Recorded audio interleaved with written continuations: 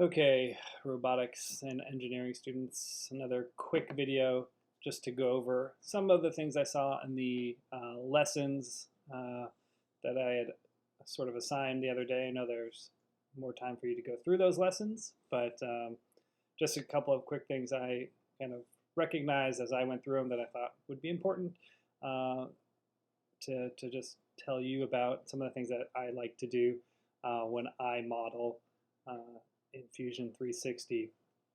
One of the first things is setting up some two items at least in the preferences menu that I think are important.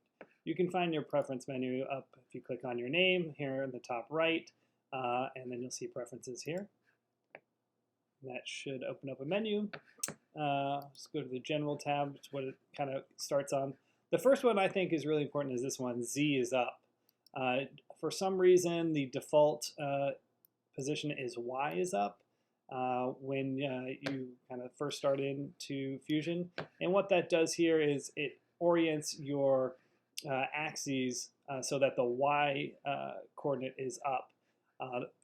Generally, I like to have the Z coordinate be up, which is that blue line here. And so that's the one that I like to have up. It makes a little bit more sense too in terms of when you get into doing 3D printing and some stuff on the CNC machines in the machine shop. It'll be a little more important to have Z up, and it just makes a little bit more sense, I think, in the modeling. So it's just a good practice to have Z is up from my point of view. The other thing, if we go into, where is it, drawing? No. Sorry, hold on. Maybe a design. This design menu here, you can see a new set of things to check. The first one, though, at the top is what's important, and generally this comes as default checked, and it says active component visibility. When you have multiple components, as you can kind of see over here on the right, when I'm working on a specific component and have the what's called radio button pressed, and you would see it if I was working on the bottom, that little button would be pressed here. The other components in your model go ghosted, and you can't see them, or they're hard to see. By unchecking this, it allows them all to be seen. I'll just quickly show you that example. So I'll check it here and apply it. And now if I want to work on just one, you can see the rest of the model gets ghosted. And when you have lots of components, it can be a bit confusing to know what you're actually working on. So if we go back to preferences and design, uncheck that. Now, even though I'm working in just the bottom, I can see all the components of my model. And that is pretty helpful. And it doesn't matter if you're working, which component you're working on. So that's another, those are two things in the preferences that I think are really helpful to set up when you get started modeling. The other thing I wanted to talk about is just some quick workflow options. Keyboard shortcuts. A lot of the tools above here have keyboard shortcuts. For example, if we want to get into some sort of sketch here, and the line tool, rectangle, most of these, the circle tool, have keyboard shortcuts. If I just simply type in an L, you can see that I'm ready to draw a line, C, circle, and so forth. You can go on, and I'll post it on the page for the Fusion 360 stuff, and find all those keyboard shortcuts within SketchUp. You can actually also set them yourself if you want. Additionally, well, let's get back into that sketch here. And you can see some of them show their shortcuts. So line is L, sketch dimension D, and so forth, rectangle R. You'll notice those, come over to the rectangle, you see these three, I forget what they're called, but bars that kind of show up here. If I click on that, I get these options to pin to shortcut, pin to the toolbar, sorry, and the toolbar is up above here. So that would pin that tool to it. So you can actually change what you see up here, which may be helpful for you. Or you can actually change the keyboard shortcut for that, or add a keyboard shortcut for certain tools. And that's also can be helpful. So this is one way that you can sort of customize Fusion to work better and faster for you. The other nice, or I guess nice thing about Fusion is has multiple ways to access the tools you need. So if I actually just hit S, and many of you know this and have shown this, told me that you know this, but just for people who don't know this, if you click on S, it brings us the sketch shortcuts. You can do this in any menu. You don't have to be in just sketches. And if I begin to type in rectangle, let's say I want to draw a rectangle, it populates with the most common rectangle tools that I can then select.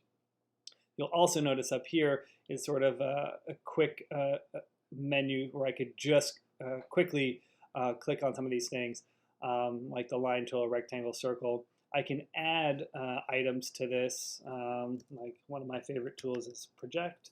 Let's say I would like to add project to it. You can see this arrow to the right here. If I click on that, it's now populated in that shortcut menu. So I wouldn't even have to type in anything in here. I know it's there, and I can just quickly access that tool if I want to, just by hitting keyboard, just hitting the S key on the keyboard. That's another quick way to get to tools faster. Click on that. What's the last thing? The last thing, or two things, are quickly talking about the inspect tool. This is pretty nice for two reasons. The first is the measuring capabilities. Instead of having to add dimensions to things or go back into sketches to see the dimensions you set for certain objects, you can use this measure tool to get a dimension of a certain line. Here you can see I've selected this line on the right here. It's labeled as 1, and if I go over to 1, it's going to give me the length. That's pretty nice. Let's see here. Measure. Now it's measuring this surface here, and it's actually giving me the area of that. That's also pretty nice. So you can quickly get some areas, you can get volumes and lengths just by using that measuring tool, instead of having to go back into sketches and things like that to find that stuff, or draw a line and see how big that line is. It's tedious. The other thing you can do with this is come down to component color cycling toggle.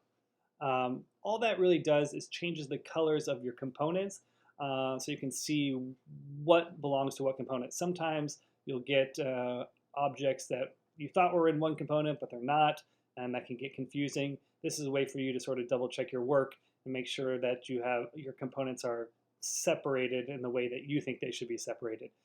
So you can actually just hit Shift N or click here, and you'll see that my components changed color to match the colors that you'll see off to the left here, right? So then I know that they're the correct, that I have the right components in the right places. If I click on the sort of top level of this whole project here, you can see down below that they're grouped by their component with the color above. That's also helpful for you to see what goes with what. Here, I actually have grouped components. So in the beginning, I made 6 blank components. That takes up a little bit of your timeline. I can imagine getting a lot of different features or moves in your timeline, and so you kind of lose space. So by grouping them, you can actually save a little space in your timeline. And those things aren't that important. They're in the beginning here, so I don't need to know what they are. You can rename your group list, and by hovering over it, you can see what's in there and the name of that group. So that's also helpful. So just a couple of quick hints and tips as you are kind of going through those that beginning lessons on Fusion 360. If you have any questions, please feel free to email me. You know my email address. and I'll try and have another video up for you guys tomorrow. All right, bye.